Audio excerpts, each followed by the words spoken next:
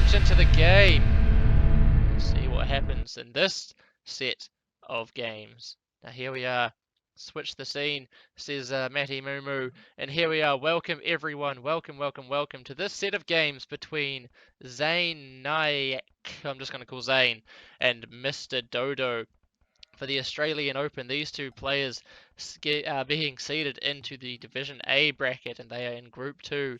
And we are playing, or we are spectating rather, round 1 for this Australian Open tournament. So once again, let's introduce the players, let's introduce the civs, and let's see how this game goes down. So over to the east of the map, playing in the blue trunks, we have Zane, and he has randomed the Vikings today. His opponent, also from Australia, playing to the west of the map, Mr. I love this name, Mr. Dodo, playing in the red, and obviously he has also randomed the Vikings here. Since the settings were team random and blind random. Now for this map, I most definitively know the name of this map, and it is indeed Ghost Lake. Now this is going to be quite interesting to see how this cracks on, how this game unfolds. But before we do that, let's do the proper thing and let's have a look at their map. So Mr. Dodo's map over here, he's got his main gold toward the back of his base. Quite nice for him. Berries at the back as well.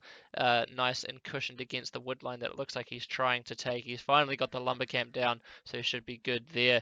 Lumber, very, very important. He has a stone and a gold towards the back of his base as well. Where are his extra resources? Well, ladies and gentlemen, they are on the front of his base. We see a secondary gold, a secondary stone well out to the front of his base.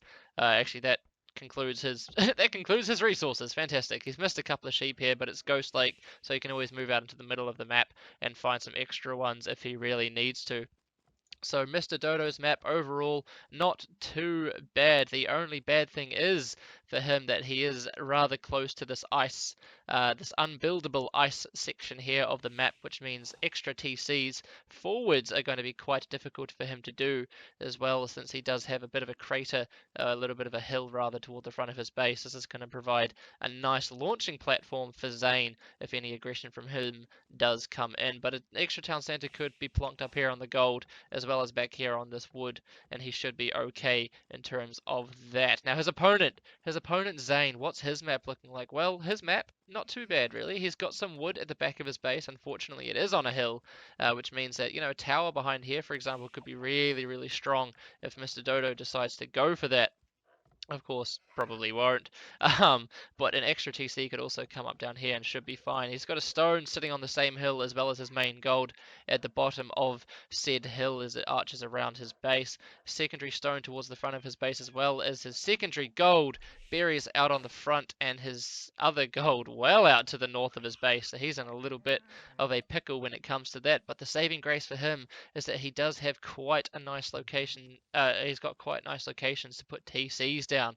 You can see he's got a nice amount of flat area towards the front of his base, and he is quite far away from the ice, on which there's extra sheep that he is going ahead and gathering from the center of the map and now traversing across. I thought these guys were Australian. Why are they gathering all the sheep? These guys are clearly Kiwis.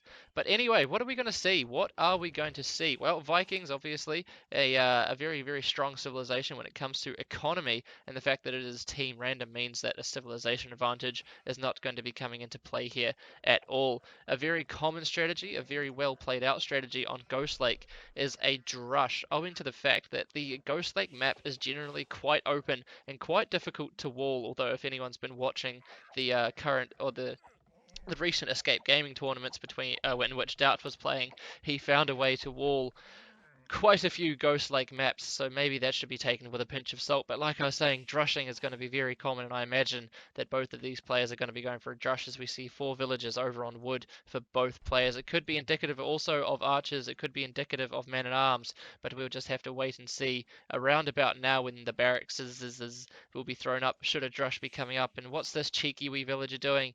Just waiting for the wood to throw down a barracks. Let's have a look. Is it a barracks? It's a barracks for Mr. Dodo, and also a barracks for Zane out on the front of his base as well. To be honest, I would have preferred that Mr. Dodo chucked his barracks up here just to provide a bit of a wall off and maybe maybe provide a little bit of map presence up here on this hill. But I suppose if he wants to start arching around, maybe even go for an elaborate wall off towards this cliff, he's done a very, very well placed barracks here for that as well. And a couple of sheep also either being stolen or found completely fair and square for Mr. Dodo on the other side of the map. So barracks coming up for both players. Are we going to be seeing militia queued up? Well, I hope so. Otherwise, it's not a very good drush. And there we go. Barracks being queued up with the militia. Sorry, barracks being thrown down with the militia queued up, and 10 gold coming in for Zane. And the same, I can only imagine, is coming in for Mr. Dodo as well. Now, the next question is, are these guys going to be going for a drush flush? Are they going to be going for a drush fast castle? And obviously, a drush fast castle, very, very strong and very viable strategy for a lot of players, especially if you are playing as the Vikings, owing to the fantastic economy that they do have. A Drush Flush could be awfully strong as well on this map, owing again to the openness and the aggression that it could potentially lend itself to, as the scout for Mr. Dodo goes down just outside the town centre or just inside the town centre range of his opponent's TC, and it's going to be a little bit nasty for him, as it could be as it as a scout would have been very, very helpful in the ensuing drush war that we are about to see. But more gold actually having been taken here from Mr. Dodo. He's either completely forgotten about this villager, or he's going to be making more than the normal 3 militia. Now, where are his 3 militia? Well, they're all just there. Epic Toothpick, my man. What's going on, buddy? How are you doing? But like I said, no, he's moving out to gold now. Potentially a drush fast castle build order coming in, as he is going for the wall off at the top of his base here as well. Now, Mr. Dodo unfortunately does not have his scout alive, so he can't go ahead and scout what his opponent's doing. Did he scout the drush? This is really, really bad. He did not scout the drush. Zane clicking up to the feudal age now as well, up on 27 population, indicative of a drush flush build order. Now this could be really, really fun to see, as the drushes both move out across the map and missing each other on the way. Now, if the drushes had have met each other and cancelled each other out, I could only imagine that Zane, obviously micro dependent, would have been able to come out on top, because he has a scout buzzing around there as well. But this is the thing. Mr. Dodo has no idea that his opponent is actually drushing. He didn't scout the barracks. He has no idea at all. He might be able to tell from the scores. Obviously, when you're drushing, your scores are just as high, or go up higher and higher and higher because of the military production. But here we go. Quick walls coming in on the gold from Mr. Dodo. Really, really nice quick walls, and more coming up on the berries as well around here. It's going to keep his wood villages nice and safe for the time being, as he moves into the berries of his opponent as well. And this is going to be a nice villager pick, maybe, if not a bit of idle time, which is all you really want from a drush. Mr. Dodo needs to be keeping his mind, he needs to be keeping active, otherwise he's going to lose his militia for nothing, and he's bringing his militia home just as he tries to deal with the militia inside of his base as well. So this could be a really, really detrimental fight coming in here for Mr. Dodo, as Mr. Dodo does get, I believe, maybe some downhill hits onto these militia, but the militia doing absolute work. This villager down here is going to be able to take a militia down. The scout's going to go down here from Zane, I think, as he's advanced to the feudal age now. Now, this is what is going to be interesting. Is he going to drop a couple of archery ranges? So he's going to drop 1 archery range at least. Does he have another one coming up anywhere? His Drush Flush build order has been quite effective and quite on point, and Mr. Dodo falling quite idle in his woodline, as 1 militia still comes in to bother him and be a little bit of a pest. But he's cleared up his opponent's drush now. Zane's drush cleaned up, as well as Mr. Dodo's drush having also been cleaned up.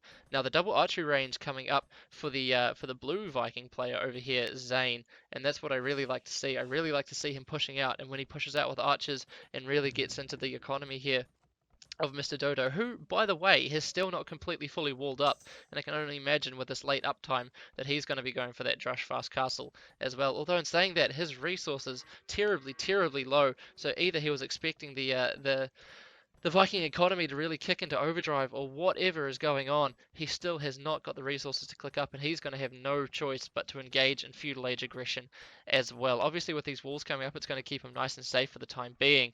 The archer's not going to be able to get in and do any damage to any parts of his economy.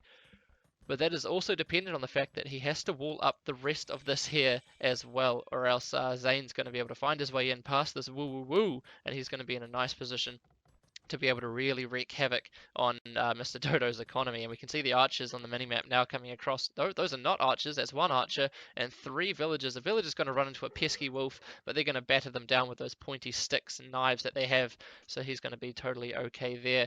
And a tower, I can only imagine a tower from Zane. Our blue Viking player here is going to be coming up somewhere, and that begs the question, where is he going to throw down the tower? As we can see an archery range and a blacksmith being thrown up for Mr. Dodo. I still don't think his Drush Fast Castle build has quite been perfected yet, as he has not got the resources to click up quite yet. He's not even at 500 food, and even though he does have the amount of gold, he's going to be forced to make some defensive skirmishes here, or at least some defensive archers to be able to push back this forward aggression that's coming in from his opponent, which is only going to further set back his castle age time. We can see an archer coming out now as well. And the big thing is he still is not completely fully walled. He still does have a hole in his walls. He's got a gap in his base, a gap in his defenses, and that's going to make it really, really difficult for him, as this vast expanse, this really elaborate walling up here, is going to provide absolutely no protection once Zane realizes that, hey, this cliff here is actually open. And I'm not sure what Mr. Dodo was thinking, but this is detrimental to say the least. One wolf at least going to get in on the action, or can that? Oh wow, the archer's sneaking by, and now I think Mr. Dodo recognizes what the heck is going on. He saw, hey, those guys are walking past. There's got to be a hole down here, and he's walling it up now with the help of one archer in support. But the archer, oh, okay, the wolf did follow in the end. The archer's coming in now as well. So it's going to be an archer fight between these two players, and this cliff advantage here would be really strong for Zane if he did decide to take that down. But I guess he wants to deal with the wolf first. And now that the holes have been plugged in the walls for Mr. Dodo, he advances up to the castle age as the watchtower comes up just outside of his gold mining economy. And that's going to be hugely, hugely bad for him, because the only gold he has left is out here by this this airborne wolf. As we can see down here, it's going to be quite hard for him to go around and take that, because that is very, very easily harassable by any archers from Zane should he decide to go around there and plonk it down. Fletching coming in now as well, which is going to help out hugely in this tower war that could happen out here on this side of Mr. Dodo's economy as the villagers start to punch their way in under fire of the archers as well. This palisade wall is going to go down in a matter of moments. And Zane, with a really, really strong, aggressive play, I like to see this. A second archery range finally coming up now for Mr. Dodo as well. But Zane is just going to move his attention around. He's going to say, all right, if you've got a tower there that's going to stop me coming in, I can just punch a hole in this part of the wall here. It's totally fine, especially since fletching has now been done as well. And defensive archers being spewed out of one barracks for our red player, Mr. Dodo here. And for the time being, he seems to be okay and safe. He just needs to jump inside this tower, as he's done really, really well there, and take down these archers as they make a foray, as they make an escape into his economy. And this is going to be really interesting to see how this pays out. Obviously, the fletching is going to be paying off dividends here for the blue player, Zane. As they're back at home, his economy is starting to fall, well, a little bit idle in terms of a few villages. A nice compact economy here towards his gold, pumping two range archers out over into his opponent's economy as more quick walls come up, funneling those archers inevitably towards the town centre here for Mr. Dodo. So Mr. Dodo, for the time being, is sitting pretty. He's sitting safe as he advances up to the castle age in a few seconds' time.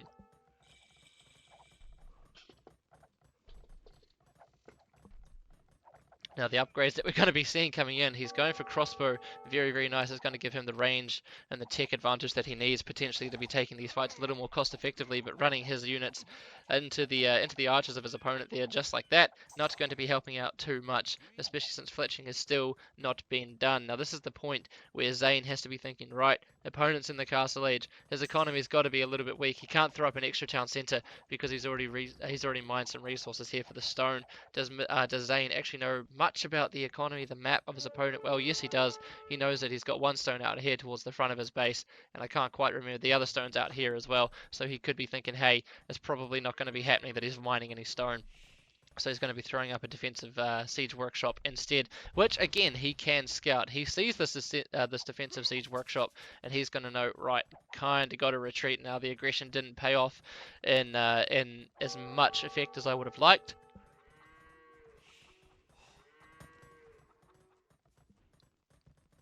So let's just fall back home. Let's make sure my tower's nice and safe. Let's just get the heck out of here, because those mangonels, I'm not going to be able to out-micro them with my archers. Let's just fall back.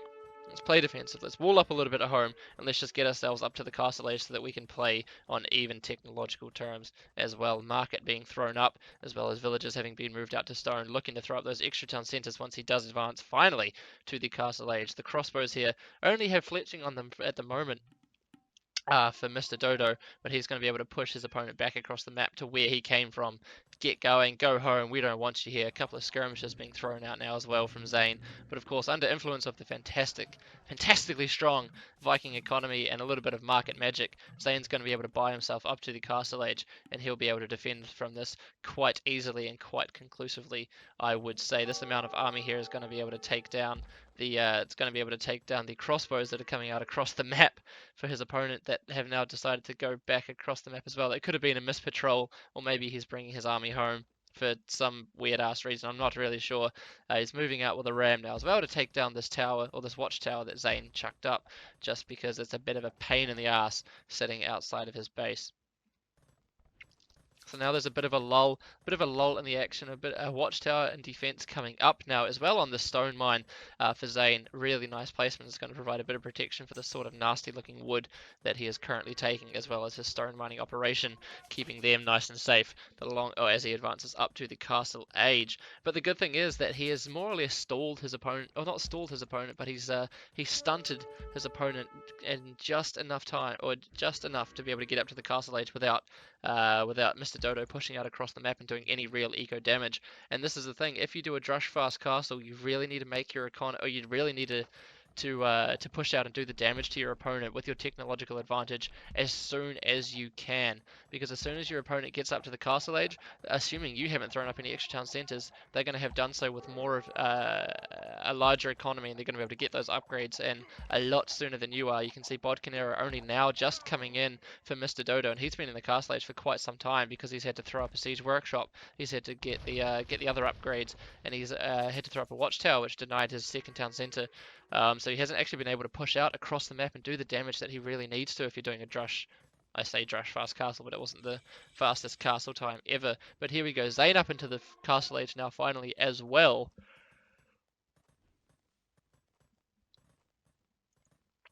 With Bodkin Arrow Crossbowmen and Bowsaw coming in now as well. And we can see that the crossbows here, the crossbows from the Viking player, or from Mr. Dodo rather, they're not going to be outmatching the crossbows from his opponent Zane, because they're going to have the exact same upgrades because he didn't push out in time to do the eco damage that he needed to, and therefore Zane was able to get up to the Castle Age and get all those upgrades straight away anyway. So in that respect, I think Zane has a bit of an advantage. You can see there's a 1 village or 2 villager advantage. That's nothing really to be writing home about for the time being. But what we should be writing home about is that Zane is about to start pushing out across the map with +2 attack, bodkin arrow, as well as leather archer armor, padded archer armor having been researched as well, which means these fights, the military numbers pretty much even. It's going to come down to micro, and it's also going to come down to the upgrades. And I think, a nice patrol from both players, or nicely paying attention.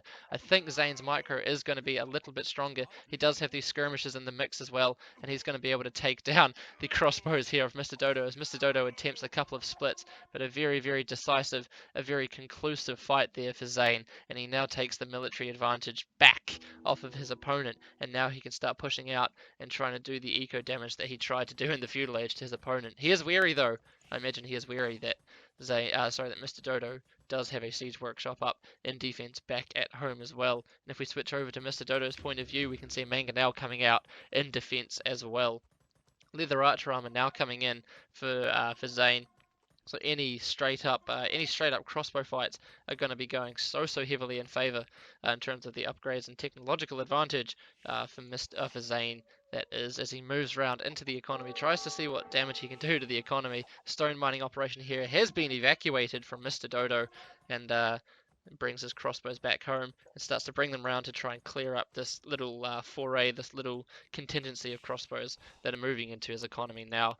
And he's going to be able to clean this up, I think, especially with under fire of the Mangonel. Would have been really strong had he have brought around some units this way here and kept the Mangonel here to come down and start cleaning these guys up instead. He's fighting uphill here. Not quite the nicest fight to take, but of course he does have the military advantage. The defender's advantage. He does have the Mangonel coming in as well, and this army here will eventually get cleaned up. As ballistics is now being researched for Zane University, obviously having been thrown up back at home. Foregoing an extra town centre, I would say. I can't see an extra town centre, instead opting to go for the aggression. Instead opting to go for... Yeah, I dropped a couple of frames just before. Instead opting to go for the university. which is a fair enough trade in my opinion. Second town centre, like I said, coming up at the front of his base now as well.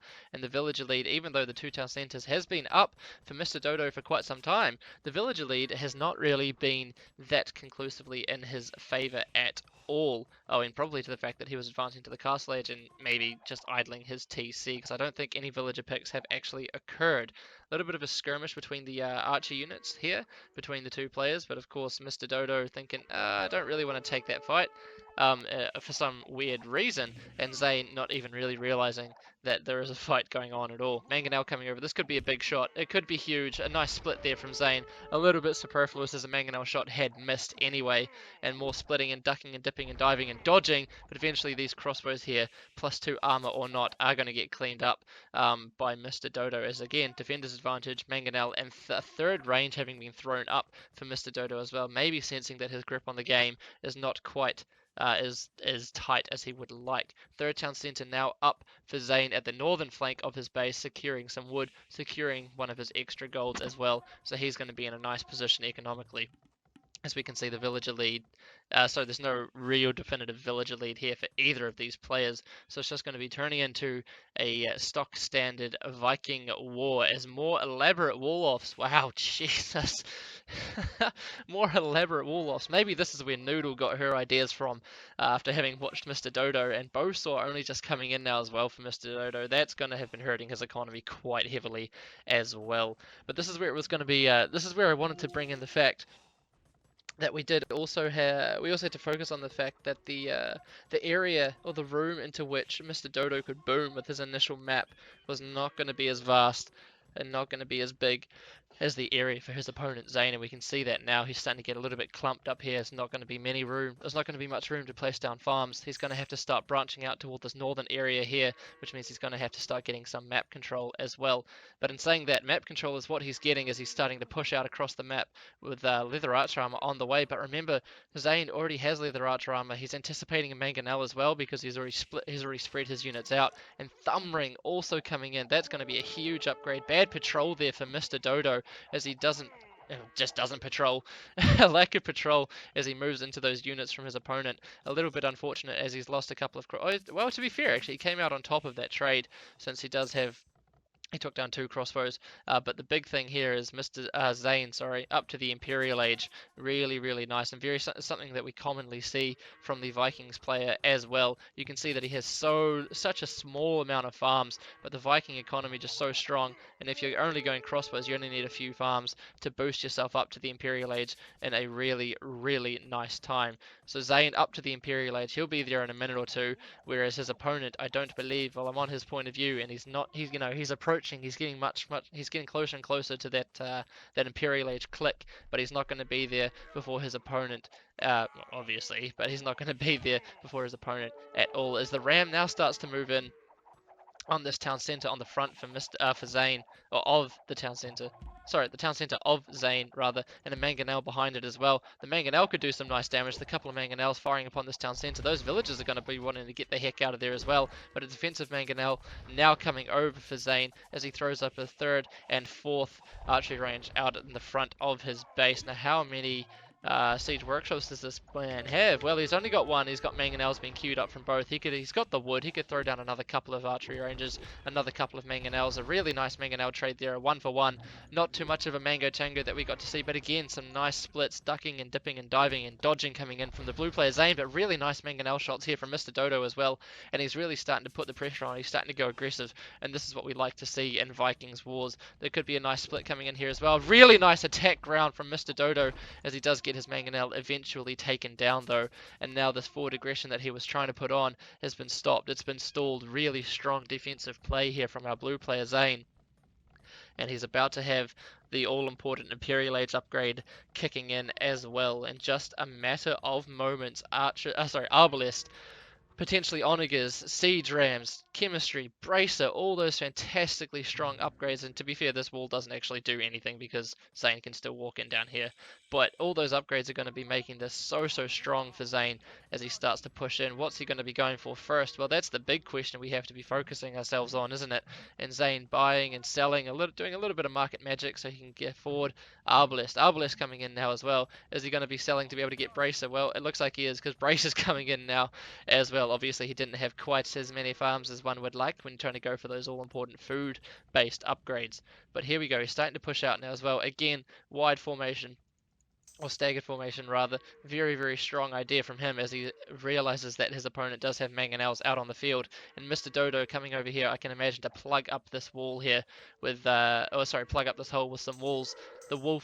The Wolves, Gaia doesn't want to let him do it. Not really an attack ground, a very delayed split, but again, that was a nice split at the end. Mangonels don't really do anything against Arbalists with Brace, and once chemistry comes in, you are completely having a laugh. Now here we go, the army coming around here from Mr. Dodo. He knows where the army from his opponent is. He's clicked up to the Imperial Age himself, so all he has to do is just survive. He just has to survive long enough to get up to the Imperial Age. You know, a couple of nice mangonel shots in here, and he's going to be in a good position. And some nice splitting and ducking and diving, but really nice shots. It's so difficult to out micro 2 mangonels without taking any detrimental hits. And this is going to be this army here from Mr. Dodo completely and utterly wiped up as he... Oh my god. Baba boom. The last breath shot from that mangonel. Absolutely critical. Huge shot on those crossbows there. And that is hugely damaging for Mr. Dodo because that was his army. That was pretty much, literally, that was his whole army. He's not been reproducing army back at home, and that was absolutely huge. Now he's got no crossbows to be able to upgrade to Arbalest once he gets into the Imperial Age. We can see Elite Skirmisher coming in now instead, whereas Capped Ram and Chemistry now coming in for his opponent, Zane. And Zane's in such a demanding position. Is he throwing out forward siege workshops? Well, no, he's only still got one siege workshop. I can only imagine. I can have a quick check, and yep, he's only got one siege workshop. Let's go forward. Let's build some more siege workshops. Let's get those siege rams into the economy of your opponent as Mr. Dodo throws up a castle in a really nice defensible position, defending this complete and utter front side of his economy, and that's going to give him the time that he needs. That's going to buy him the time that he needs to get up to the Imperial Age and maybe start to provide some sort of a counter. But of course, Zane moving around, he's going to be able to get a villager pick here. If he fires, wow, okay, no, he's going to be merciful. He's going to let her live. That's totally fine. That's absolutely okay. So what can we see here? Well, we can see Zane is now building a castle as well. And it looks like he's going aggressive. He's going forward with his castle. I can't tell where he's actually going to build it. Are these builders? No, they are stone miners. Where is his castle being built? His castle's actually being built in in a defensive position back at home. And what can we see here? We can see stables now coming up as well. I can only imagine a cavalier or potentially a light cav raid, recognizing the fact that he doesn't want to be taking these fights against the elite skirmishers of Mr. Dodo, as they are not going to be cost effective or cost efficient for him. Scale barding armor coming in now as well, and we'll have to wait and see whether he goes down the light cav route or the cavalier route here as he starts flooding his opponent's economy with cavalry. Bracer coming in now for Mr. Dodo. Nothing else on the way. Another archery range, however, is also being thrown up, and that's going to just help out in providing more elite skirmishes to counter this Arbalest horde that his opponent is throwing forward at him. And a nice offensive castle also coming in here for Zane, as okay, it was light cav coming in now as well for him. And this castle on the hill is going to be absolutely fantastic for him. Trebs firing upon these town centres, upon these military production buildings like the castle, archery ranges, siege workshop is going to be it's going to put him in such a strong position, especially as he's now moving in some Arbalests down to the south, the southern flank as well of Mr. Dodo's base, where there's just the soft, fleshy underbelly of a good chunk of his economy is here unprotected. There's no town centres, there's no castles, there's no towers, there's no military, there's nothing here to protect him. So if Zane would stop firing at that mill and move into that part of his economy, then Mr. Dodo is going to find it really difficult to be able to defend from that, as Chemistry and Ring Archer Armor now come in as well, moving his elite skirmishers down here to start dealing with this pesky amount of Arbalists. And we can see Rams, the Ram train. Pyro, I hope you're still watching. I hope you're getting a little bit hyped for this, mate, because we can see that the Ram trains are now starting to come out from the blue player Zane here, as these Rams are just going to soak up so much damage from these elite skirmishes. It's not going to be pretty for Mr. Dodo up on the northern area of his map. Is Zane throwing up anything at all out of his castle? Well, no, he's not. He's hoping that the mere fact that there's a castle there is going to scare Mr. Dodo into a resignation, but I don't think that's what's going to be happening at all. And the light cav flood is now coming in, and this is going to spell doom for these elite skirmishes. The light cavs are going to be a fantastic counter to the skirmishes, and I don't know how many stables there are being thrown up back at home. 2, 3, 4, 4 stables flooding light cav. Mr. Dodo recognizing the situation. He can't hold on two fronts, not that this front was really being pressured, but the light cav definitely spelled the end of his army composition, and therefore the end of the game for him as well. So really, really strong, decisive victory there from Zane as he takes this first game in the best of 5 series for the Division A bracket between these two players. So I'll quickly change the score over to reflect that really strong victory from Zane there, and I'll come out of the game, go back to the really nice looking overlay, and I'll see you guys very, very soon for game 2.